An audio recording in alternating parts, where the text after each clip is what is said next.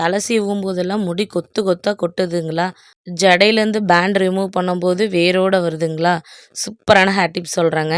Morning எழுந்ததுமே ஒரு சொம்பு water ரெகுலராக குடிங்க.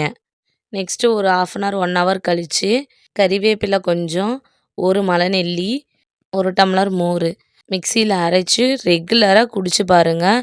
சூப்பரான ரிசல்ட் உங்களுக்கே தெரியும். நெக்ஸ்ட்டு டிப்பு, நம்மளுடைய ஹேருக்கு ஏதாவது ஒரு ஹேர் பேக் கம்பல்சரி போடணும்.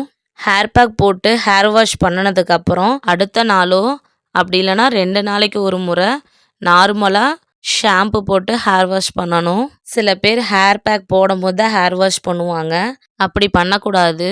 கண்டிப்பாக ஹேர் பேக் போட்டதுக்கப்புறம் 2 டைமாவது நார்மலாக ஹேர் வாஷ் பண்ணியிருக்கணும். இந்த மாதிரி ட்ரை பண்ணி பாருங்கள். ஹேர் க்ரோத் நல்லாவே இருக்கும்.